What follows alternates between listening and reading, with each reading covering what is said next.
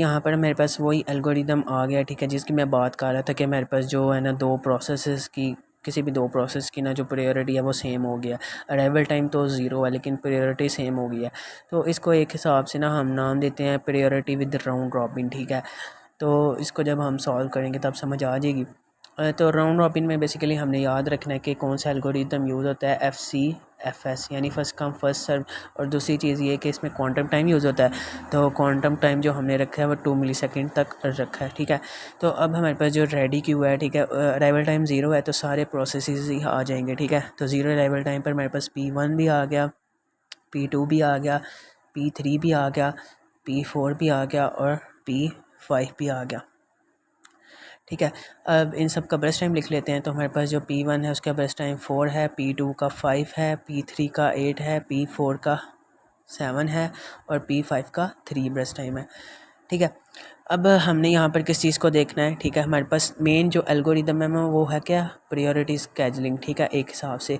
तो हमने प्रायोरिटी को देखना है। तो अगर हम प्रायोरिटी को देखें तो सबसे हाई प्रायोरिटी, ठीक है, ये हमारे पास सबसे हाई प्रायोरिटी है 1, ठीक है, क्योंकि 1 हमारे पास सबसे छोटा नंबर है ना। तो हाई प्रायोरिटी किसकी है, प्रोसेस 4 की। तो एक हिसाब से जो हमारे पास प्रोसेस 4 है वो रेडी क्यू से निकल जाएगा, ठीक है। ज़ीरो अराइवल टाइम पे हमारे पास गैंट चार्ट में आएगा और इसने कितना चलना था, ठीक है, ये हमारे पास प्रोसेस 4 है।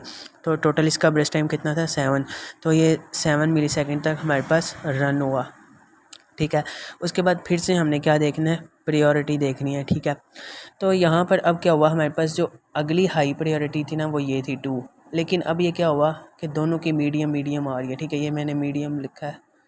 दोनों की प्रायोरिटी सेम है, ठीक है। प्रोसेस 2 की भी सेम है, प्रोसेस 3 की भी सेम है, दोनों की प्रायोरिटी क्या है, 2 है। तो यहाँ पर अब हमारे पास जो प्रायोरिटी है उसके साथ हम राउंड रॉबिन को जोड़ देते हैं, ठीक है। दो चीज़ें याद रखनी है, एक तो फर्स्ट कम फर्स्ट सर्व और सेकंड क्या, क्वांटम टाइम। तो अब जो हमारे पास क्या कौन से प्रोसेस हैं रेडी क्यू में, प्रोसेस 2 और प्रोसेस 3, ठीक है। इसको मैंने राउंड रॉबिन के साथ हल करना है। तो पहली चीज़ मैंने क्या देखनी है कि कौन सा प्रोसेस पहले आ रहा है, ठीक है, फर्स्ट कम फर्स्ट सर्व। तो P2 पहले आ रहा है या P3, तो P2 पहले आ रहा है, ठीक है। P2 ही मेरे पास रेडी क्यू से निकलेगा और गैंट चार्ट में जाएगा। अब P2 निकला। अब P2 जो है वो हमारे पास कितनी देर एग्जीक्यूट होगा, ठीक है। तो वो डिपेंड करता है क्वांटम टाइम पे, ठीक है। क्वांटम टाइम हमने क्या सेट किया हुआ है, 2 मिलीसेकंड। तो P2 एक हिसाब से टोटल इसने एग्जीक्यूट होना था 5 मिलीसेकंड, लेकिन कितना हुआ, 2 मिलीसेकंड। तो 7 में अगर हम 2 ऐड कर दें तो ये बन गया 9, ठीक है। उसके बाद क्या हुआ कि P2 रेडी क्यू में वापस चला गया और इस वक्त इसका जो ब्रश टाइम है वो कितना बन रहा है, टोटल इसका 5 था, ये चला 2 मिलीसेकंड तक, तो टोटल कितना बचा, 3 तक। तो ये हमारे पास प्रोसेस 2 ही दोबारा वापस आ रहा है, ठीक है। उसके बाद नेक्स्ट प्रोसेस कौन सा था जिसकी प्रायोरिटी सेम थी, प्रोसेस 3, ठीक है। तो प्रोसेस 3 हमारे पास आ जाएगा। अब इसमें भी वही क्वांटम टाइम में हम देखेंगे इसने कितना चलना है, 2 मिलीसेकंड तक। टोटल इसका ब्रश टाइम 8 है, तो 2 तक चलेगा ना। तो ये 11 तक एक हिसाब से गैंट चार्ट हमारा बन गया। अच्छा, यहाँ पर मैं एक चीज़ भूल गया कि जो हमारा प्रोसेस 2 है वो कहाँ तक चला था, 9 मिलीसेकंड तक, ठीक है। 9 मिलीसेकंड के बाद ये हमारे पास रेडी क्यू में वापस आ रहा है। उसके बाद जो प्रोसेस 3 है वो 11 मिलीसेकंड तक चला है। 11 मिलीसेकंड के बाद जो हमारे पास प्रोसेस 3 है वो वापस रेडी क्यू में आ रहा है, ठीक है। और इसका ब्रश टाइम कितना रह गया हुआ है, टोटल 8 था ना, 2 मिलीसेकंड तक चला, तो ये कितना बच गया हुआ है, 6 मिलीसेकंड तक बच गया हुआ है, ठीक है। अब फिर से हमारे पास ये दो प्रोसेस अभी भी रहते हैं, ठीक है। इनकी प्रायोरिटी सबसे हाई है, हमने किसी और प्रोसेस को देखना ही नहीं है जब तक हमारे पास जो हाई प्रायोरिटी प्रोसेस अवेलेबल है। तो प्रोसेस 2 प्रोसेस 3 अभी भी हैं, ठीक है। तो फिर से वही लॉजिक लगाएंगे कि पहले कौन सा प्रोसेस आ रहा है, P2 आ रहा है, ठीक है, P2 ही जाएगा। तो यहाँ से हमारे पास P2 फिर से गैंट चार्ट में आ गया, ठीक है। अब इसका ब्रश टाइम अभी भी कितना था, 3 मिलीसेकंड तक, लेकिन क्वांटम टाइम क्या था हमारे पास, 2 मिलीसेकंड, ठीक है। तो एक हिसाब से प्रोसेस 2 अभी भी दोबारा से 2 मिलीसेकंड तक ही चला, तो ये बन गया 13 मिलीसेकंड। 13 मिलीसेकंड के बाद क्या हुआ कि जो हमारे पास प्रोसेस 2 है वो वापस गैंट चार्ट में चला गया, और सॉरी रेडी क्यू में चला गया। और इसका ब्रश टाइम अभी कितना रह गया था, पहले 3 था ना, 2 मिलीसेकंड और चला, तो अभी इसका ब्रश टाइम बच रहा है 1, ठीक है। उसके बाद क्या हुआ, मतलब नेक्स्ट प्रोसेस कौन सा आ रहा था, P3 आ रहा था ना, तो P3 ही आएगा। तो यहाँ पर मेरे पास P3 आ गया। तो अभी इसका ब्रश टाइम के टोटल कितने, 6 था, ठीक है। यहाँ से मेरे पास P3 निकल गया। तो इसका ब्रश टाइम कितना था 6 था, लेकिन ये चल कितना सकता है 2 मिली सेकेंड तक। तो एक हिसाब से ये 15 मिली सेकेंड बने, ठीक है। प्रोसेस 3 हमारे पास 15 मिली सेकेंड पर वापस रेडी क्यू में जा रहा है और इसका ब्रश टाइम कितना रह रहा है 4 मिली सेकेंड, ओके। अब हमारे पास नेक्स्ट फिर से वही लॉजिक आ गया, फर्स्ट कम फर्स्ट सर्व के लिहाज से पहले कौन सा आ रहा है, प्रोसेस 2 आ रहा है, ठीक है। प्रोसेस 2 ही हमारे पास जाएगा गैंट चार्ट में, ठीक है। अब प्रोसेस 2 ने कितना चलना है 1 मिली सेकेंड तक, टोटल ब्रस्ट क्वांटम टाइम कितना अवेलेबल है 2 मिली सेकेंड तक। तो एक हिसाब से P2 पूरा ही एग्जीक्यूट हो गया, यानी 16 मिली सेकेंड तक। अब जो हमारे पास P3 है ना वो अकेला बच गया, जिसकी प्रायोरिटी क्या है 2 मिली सेकेंड है, ठीक है। कोई इसके साथ कंपेयर होने वाला नहीं है कि जिसकी प्रायोरिटी सेम हो। तो इसलिए जो P3 है ना वो सारे का सारी एग्जीक्यूट हो जाएगा, यानी जो हमारे पास P3 है वो उसका टोटल बेस्ट टाइम कितना था 4 मिली सेकेंड था ना। तो ये सारे का सारा ही एग्जीक्यूट हो जाएगा, यानी 16 में अगर हम 4 ऐड कर दें 20 मिली सेकेंड, क्योंकि इसके साथ कोई दूसरा कंपेयर करने वाला मौजूद ही नहीं था कि जिसकी प्रायोरिटी सेम हो।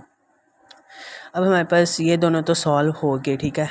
P2 और P3 जिनकी प्रायोरिटी सेकंड हाईएस्ट थी, ठीक है, जिसको हमने मीडियम बोला। अब अगर हम नेक्स्ट प्रायोरिटी चेक करें तो हमारे पास दो प्रोसेस ऐसे हैं P1 और P5, इन दोनों की प्रायोरिटी सेम है, यानी कह लो कि सबसे लो थी, ठीक है, लेकिन है तो सेम ना। तो इसमें भी हम वही लॉजिक यूज़ करेंगे, कौन सा प्रायोरिटी को हम राउंड रॉबिन के साथ लेंगे।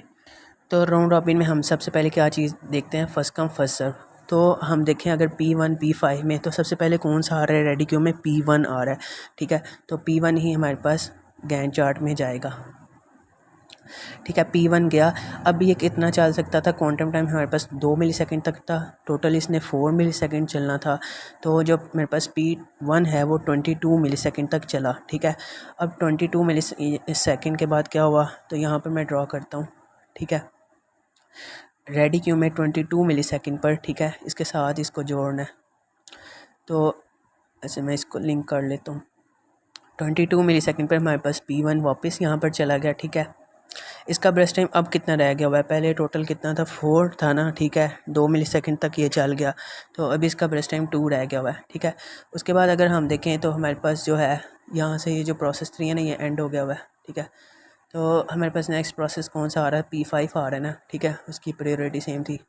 ये P3 है एंड हो गया वैसे ही है ना, ये पहले मैंने मार्क नहीं था किया। तो अब हमारे पास P5 है, तो P5 यहाँ से हमारे पास निकला, यहाँ पे आया, ठीक है, P5। अब इसकी भी प्रायोरिटी सेम ही थी ना, 3 थी, इसकी भी 3 थी। तो हम इन दोनों को राउंड रॉबिन के साथ ले रहे हैं ना। तो अब P5 जो है इसका टोटल बेस्ट टाइम कितना है 3 है, लेकिन क्वांटम टाइम क्या है हमारे पास 2 मिली सेकेंड। तो ये सिर्फ 2 मिली सेकेंड ही चलेगा हमारे पास जो प्रोसेस 5 है। तो 22 में हम 2 ऐड करें 24 मिली सेकेंड के बाद क्या हुआ कि जो हमारे पास प्रोसेस 5 है, प्रोसेस 5 है वो वापस चला गया। अब इसका ब्रश टाइम कितना रह गया हुआ है, टोटल इसका ब्रश टाइम था, किधर गया, ये है ना 3 था ना, 2 मिली सेकेंड तक ये चला, तो इसका ब्रश टाइम 1 रह गया हुआ है, ठीक है। उसके बाद फिर से ये दोनों आ रहे हैं, ठीक है, फिर से मतलब कंपैरिजन बनेगा किसका, राउंड रॉबिन का। तो वही पहले कौन आ रहा है, P1 आ रहा है, तो P1 ही हमारे पास जाएगा। तो अब यहाँ से इसको मैं जोड़ लेता हूँ। तो ये 24 मिली सेकेंड ये ना, तो 24 मिली सेकेंड के बाद हमारे पास ये मैंने ना इसको इसके साथ जोड़ दिया। 24 मिली सेकेंड पर हमारे पास P1 आ रहा है, इसका ब्रश टाइम कितना था 2 मिली सेकेंड, ठीक है, और क्वांटम टाइम कितना था 2 मिली सेकेंड ही था, ठीक है। तो एक हिसाब से ये पूरा ही एग्जीक्यूट हो गया, यानी कह लो 26 मिली सेकेंड। अब इसके बाद P1 बिल्कुल ही एंड हो गया, ठीक है, P5 अकेला बच गया हुआ है, ठीक है, कोई कंपैरिजन नहीं बन रहा किसी के साथ। तो एक हिसाब से जो P5 है वो पूरा ही एग्जीक्यूट हो जाएगा जितना भी वो रह गया हुआ है। तो वैसे तो वो 1 मिली सेकेंड ही रह गया हुआ था, यानी 27 मिली सेकेंड तक। तो ये हमारे पास जो है ना प्रायोरिटी विद राउंड रॉबिन था, ठीक है, जिसमें एक मसला ये हो जाता है कि जो है ना कुछ प्रोसेसेस की ना आपस में प्रायोरिटी सेम आने लगती है, तो हम उसके साथ राउंड रॉबिन को ऐड कर लेते हैं, ठीक है। साथ में प्रायोरिटी को भी देखते हैं, साथ में राउंड रॉबिन वाला कंसेप्ट लगाते हैं, कौन सा प्रोसेस पहले आ रहा है, और दूसरी चीज़ के क्वांटम टाइम मतलब दिया होता है, उसके हिसाब से प्रोसेस को चलाते हैं। और जब कंपैरिजन ख़त्म हो जाता है, ठीक है, तो जितना प्रोसेस रह गया होता है कोई, उसको हम पूरा ही चला देते हैं। जैसे यहाँ पे P3 था, ठीक है, वो अकेला बच गया था, तो हमने उसको पूरा ही 4 मिली सेकेंड तक चला दिया, क्योंकि P2 एंड हो गया हुआ था। और इसी तरह जो P5 है वो एट दी एंड हमारे पास 1 मिली सेकेंड बचा था ना, तो उसको भी एट दी एंड हमने पूरा ही चला दिया, कोई कंपैरिजन ही नहीं था।